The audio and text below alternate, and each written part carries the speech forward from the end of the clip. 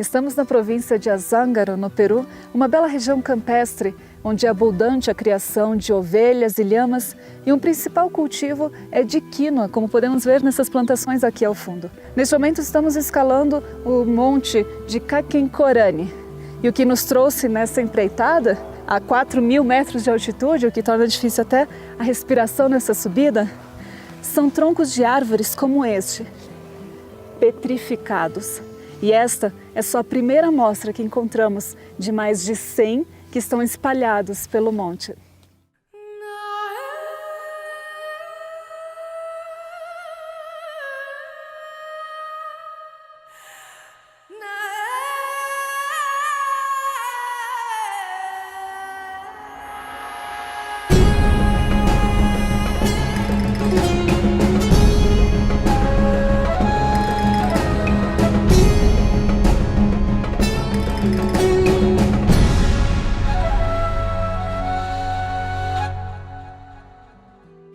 O que primeiro despertou nossa atenção ao chegar aqui é a verde paisagem a perder de vista no horizonte.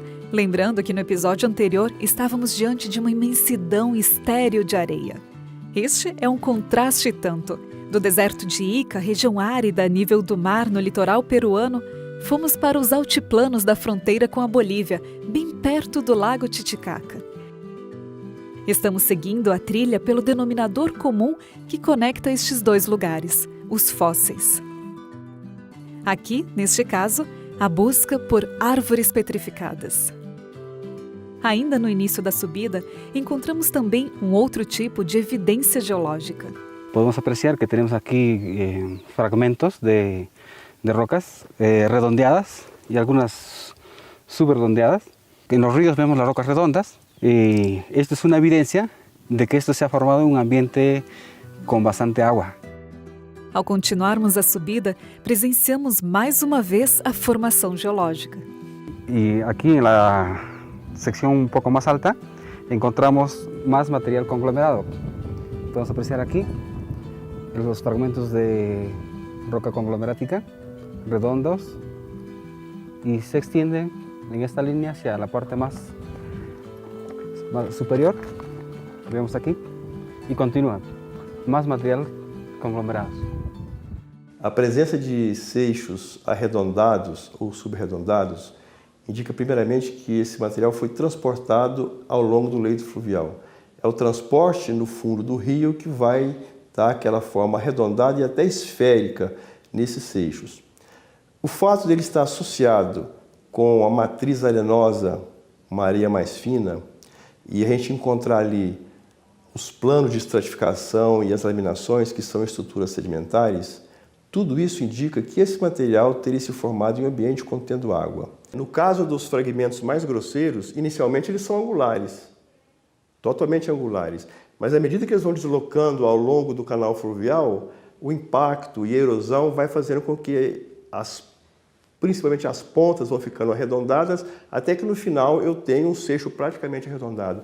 Portanto, quando eu vejo um seixo arredondado, ele está me indicando, quem sabe, um transporte muito intenso, que ele tenha vindo de uma região muito distante. E talvez aqueles seixos muito pouco arredondados ou mais angulosos me indicam que o transporte foi um transporte menor, ou seja, que a minha área-fonte está mais próxima do local que eu estou observando. Quanto mais subimos, o ar se torna mais escasso e as descobertas mais abundantes.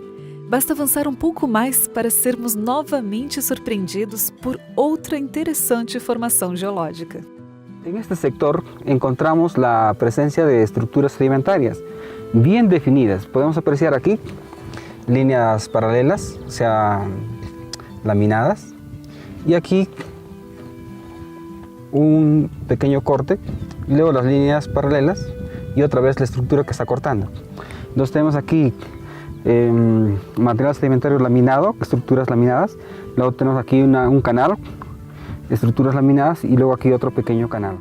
Esto que lo vemos acá así nosotros en corte, es como esa curvita, es como si fuese así, un canal. Entonces esto de aquí nos indica la presencia de estructuras sedimentarias. Tenemos aquí una estructura sedimentaria, digamos, paralela, laminada. Aquí tenemos una ondulita, y aquí tenemos paralelas, y aquí tenemos un pequeño canal. Eso que indica que estas estructuras sedimentarias se forman cuando el sedimento se está afirmando en el proceso de diagénesis. Hay agua en movimiento. El agua en movimiento genera estas estructuras sedimentarias. Estas estructuras sedimentarias están indicando que en este lugar ha habido presencia de agua en movimiento, una especie de pequeñas tormentas, quando o sedimento estava consolidando.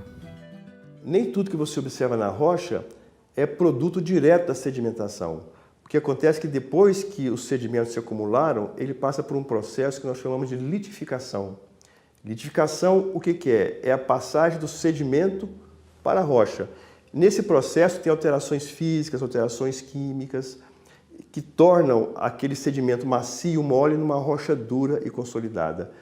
Dentro desses processos, a gente tem arranjo de alguns minerais, a segregação de algumas camadas se ficam mais robustas em função da percolação de água que reage com os minerais, eles recristalizam e dão origem a lentes, inclusive. Então, muitas das feições que nós observamos na rocha, necessariamente não são aquelas que ocorreram com a sedimentação. Eu tenho que separar aquilo que é de origem sedimentar daquilo que é de origem diagenética. E então nos deparamos com a segunda amostra de madeira petrificada. Tenemos aquí el fragmento de un tronco fosilizado. Esta parte es la parte de roca y esta es la parte del tronco. Lo distinguimos por las venas que tiene aquí.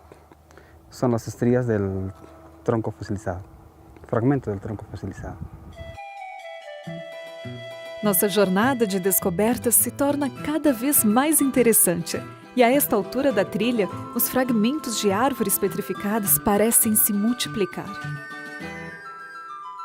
Bien, en el trayecto de toda la ruta del Cerro Caquincolani vamos a encontrar pequeños pedazos de troncos petrificados que son indicios de que en toda esta zona, en el recorrido que hemos tenido y que vamos a tener también, vamos a encontrar grandes rocas, algunas pequeñas, algunas medianas, de troncos fosilizados o petrificados que hay en esta zona, en este cerro, ¿no? Como podemos ver, encontramos un pedazo de árbol petrificado que tiene en dos capas, ¿no? En dos etapas. En la parte posterior encontramos un material que no es de árbol, ¿no? Y si volteamos, encontramos ya la parte que viene a ser el tronco petrificado que vamos a encontrar en esta zona, ¿no?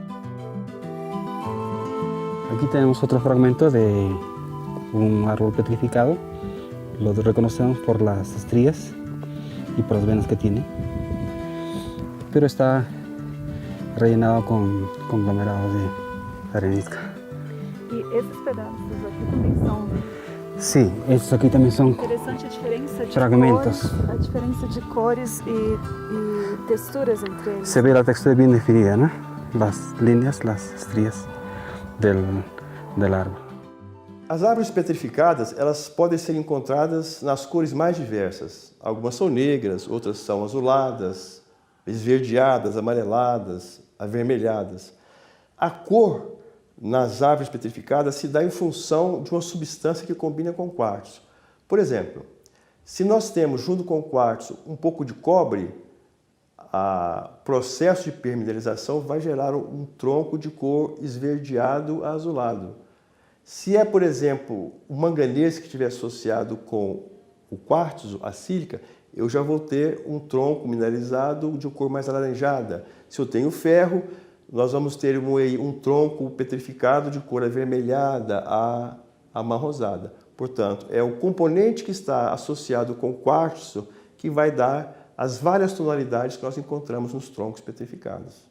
Estos troncos petrificados de colores tan impresionantes es porque justamente los minerales se han precipitado adentro del tejido de la madera y se han fosilizado, se han petrificado, es decir, se han mineralizado en realidad. E incluso se han mineralizado en algunos casos de una manera tan especial que uno puede ver los anillos de crecimiento. Y haciendo un corte fino de la roca, ahora que es digamos, la madera petrificada, uno puede ver, incluso con microscopio se pueden ver las células, los vasos, donde se transportan los líquidos en el tronco, en la planta, en el árbol, y de esa manera uno puede identificar qué tipo de árbol era. Los troncos, algunos son lisos, llanos, y otros tienen los nudos, como vemos aquí. Esta es la parte nudosa y se conserva tal como estaba en el tronco. Esta es la parte redondeada. Esta es la parte lineal, líneas, estrías paralelas, y esta parte ya es redondeada. E podemos apreciar aqui os anillos concêntricos do tronco. São os anéis, aqueles Sim. que contamos Sim. a idade da árvore Sim. aos anos.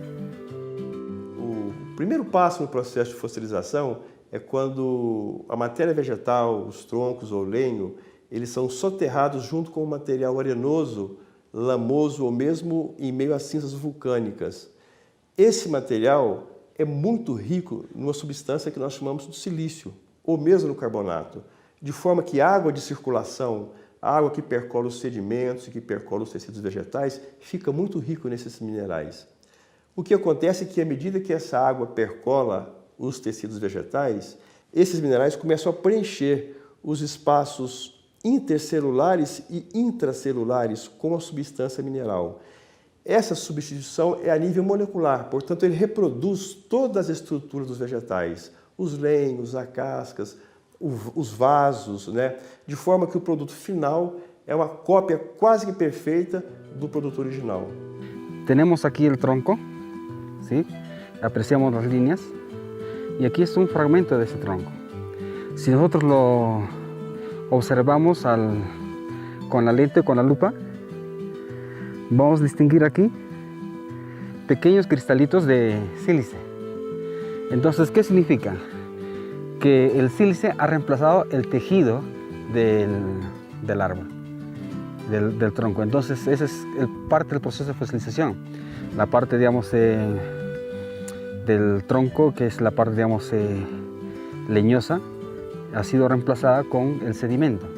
¿Pero qué tipo de sedimento lo ha reemplazado? Es un sedimento que se ha formado por sílice.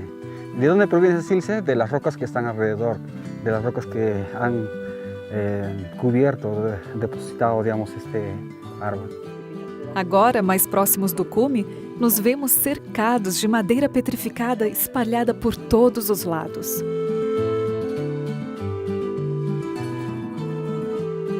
En esta área, más o menos 5 metros cuadrados, tenemos varios fragmentos de troncos fosilizados. E há um detalhe intrigante sobre a posição em que estes fósseis estão dispostos.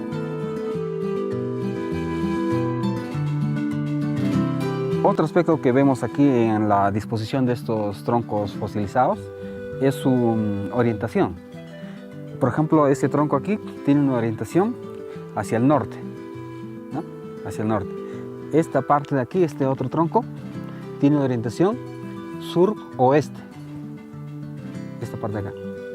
Y aquí, donde estás, este tronco aquí tiene una orientación al oeste. Entonces, vemos que no hay una sola dirección, hay varias direcciones. Es como si hubieran sido depositados de una forma abrupta, intempestiva, sin un orden determinado.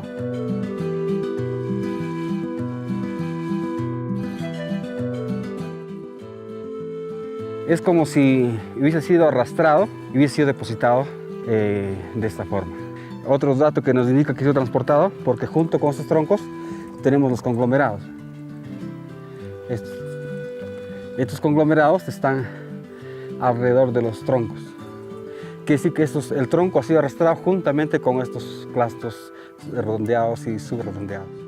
O fato de nós encontrarmos conglomerado e arenito, que são rochas formadas na presença de água, mas estão a 4.000 metros de altitude, não significa que a água subiu até aquelas alturas. O mais provável é nós imaginarmos que essas rochas se formaram ao nível do mar, numa bacia de sedimentação, e que durante o processo de diagênese e litificação, que é justamente a passagem do sedimento mole para a rocha endurecida, eles foram alçados e soergueram e hoje estão nessas altitudes. E agora nós chegamos ao ponto mais impressionante da nossa jornada. Esses troncos parecem recentes, mas é porque eles foram de maneira muito bela, preservados no aspecto e na textura da madeira. Mas ao tocar, ao bater, a gente sente que eles são pedra, estão completamente petrificados. E ainda assim, de uma maneira tão bonita, expostos como um monumento da natureza aqui. La vegetación del pasado, en algunos casos se destruyó, pero no terminó destruyéndose por completo. Cada uno de estos fósiles que han sido enterrados, ya sea de plantas o animales, una vez que uno los estudia, nos pueden revelar una cantidad de cosas muy interesantes, porque si yo puedo descubrir qué tipo de planta es, entonces yo puedo saber, bueno, había una vegetación de este tipo, había un bosque de araucarias o un bosque de coníferas u otro tipo de selva o de vegetación, y en base a eso uno puede inferir cómo era el clima, cómo era el medio ambiente, y si uno encuentra animales, también uno puede saber, bueno, pueden haber habido estas condiciones para que esos animales pudieran estar viviendo y alimentándose de esa vegetación y todo eso. Así que la reconstrucción del pasado se hace no solo con los sedimentos, sino también con los fósiles que uno encuentra preservados en esos sedimentos. Estas árvores fósseis no Peru não constituem um fenômeno isolado. Pelo contrário, troncos petrificados são encontrados em diferentes partes do planeta. Em outros países, a ocorrência das chamadas florestas petrificadas podem abranger uma área de centenas de quilômetros quadrados. As principais ocorrências de árvore petrificada no Brasil estão nos municípios de São Pedro do Sul e da Mata, no estado do Rio Grande do Sul. Nesse caso, não se trata de um ambiente vulcânico. O ambiente mais provável são planícies aluvionares, onde nós temos vários canais de rios que correm de forma subparalela, formando como fosse uma treliça.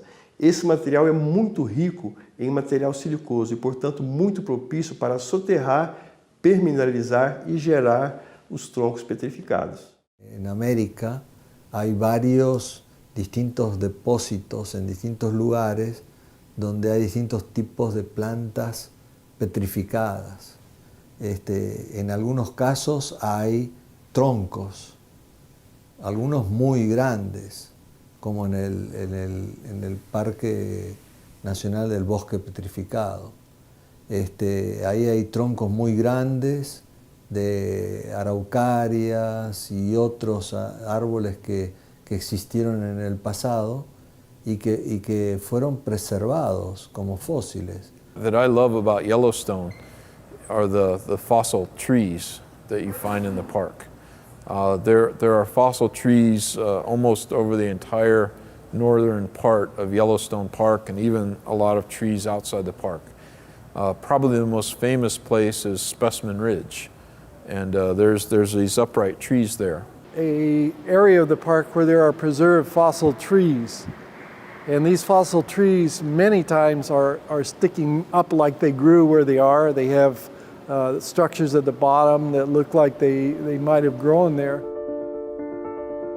E o fato mais intrigante sobre as árvores petrificadas é a ocorrência de árvores poliestratas, ou seja, que se encontram numa posição vertical, atravessando várias camadas sedimentares.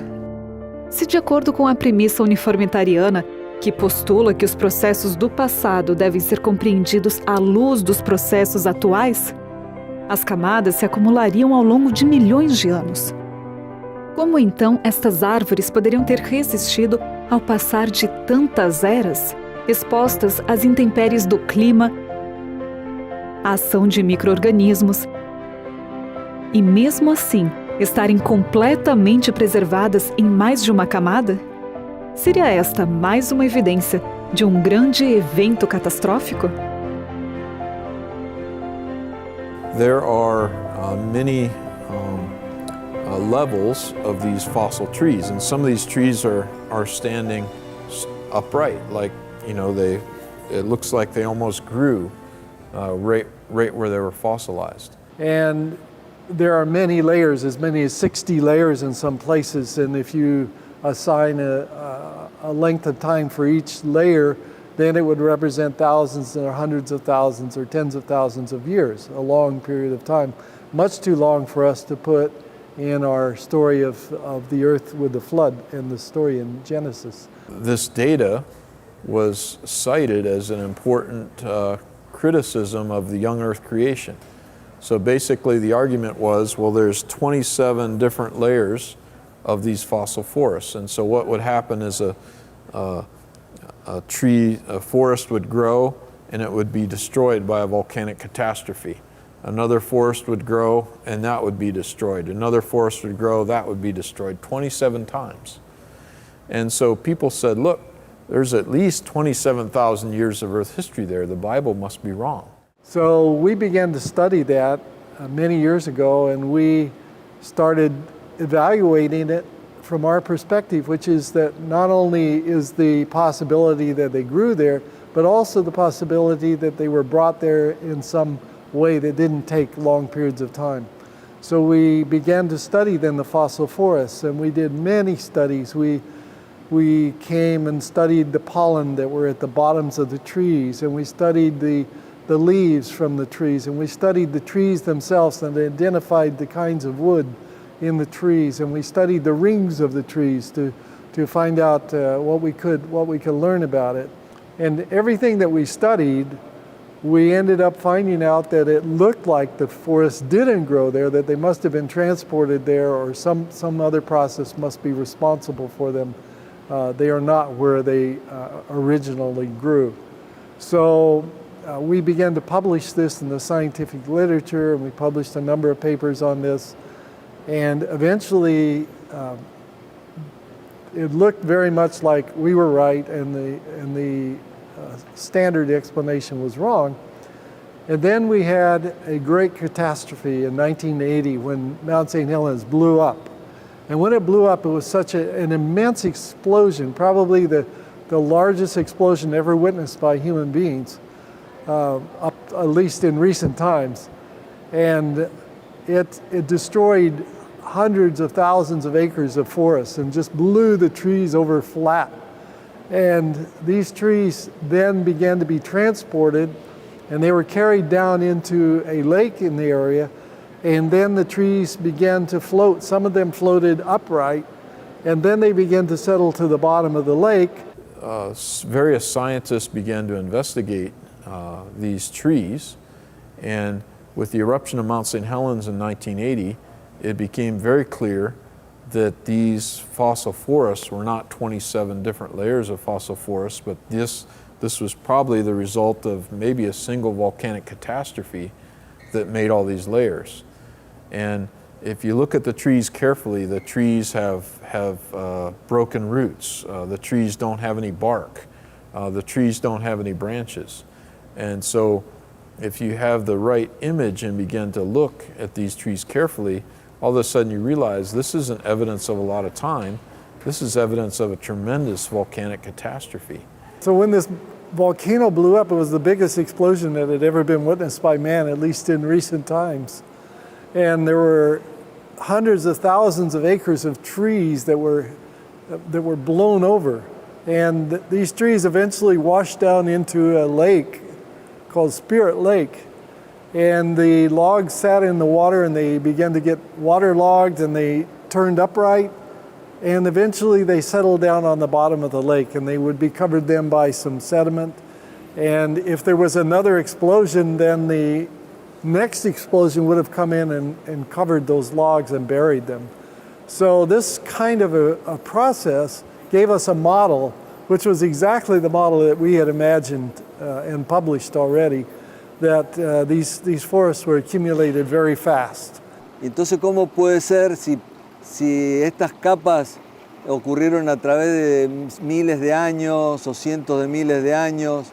¿Cómo puede ser que el resto del tronco que sobresalía de la capa no no se descompuso y no desapareció. Entonces quiere decir que las capas fueron sucesivas y se depositaron rápidamente, cosa de preservar el tronco que estaba ahí sobresaliendo de las distintas capas. It's important for scientists to study things very carefully and look at things from all different kinds of perspectives, and that helps us collect more data and helps us see things from different perspectives sometimes. When creationists look at things, we have a different perspective, we have a different worldview. So oftentimes we're looking for evidence of things accumulated very quickly over short periods of time. Evolutionists, on the other hand, often go in looking at something, trying to interpret long periods of time and very slow depositional processes. So they miss things when they take that kind of perspective.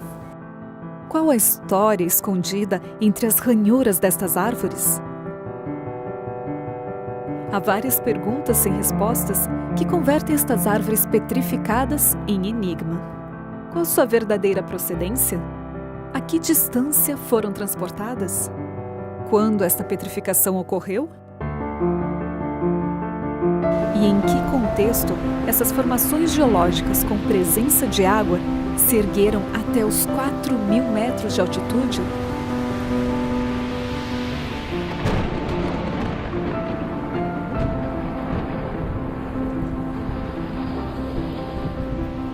Hoje contamos com algumas pistas. O método científico pode, de fato, facilitar a nossa investigação. Mas, ao mesmo tempo, não estaria limitando a um saber que está muito além do alcance do método, além da ciência propriamente dita. Aqui não contamos com todas as peças para montar o quebra-cabeças que reconstrói a história, mas continuaremos incansavelmente investigando, até o dia em que o passado será verdadeiramente revelado diante de nossos olhos.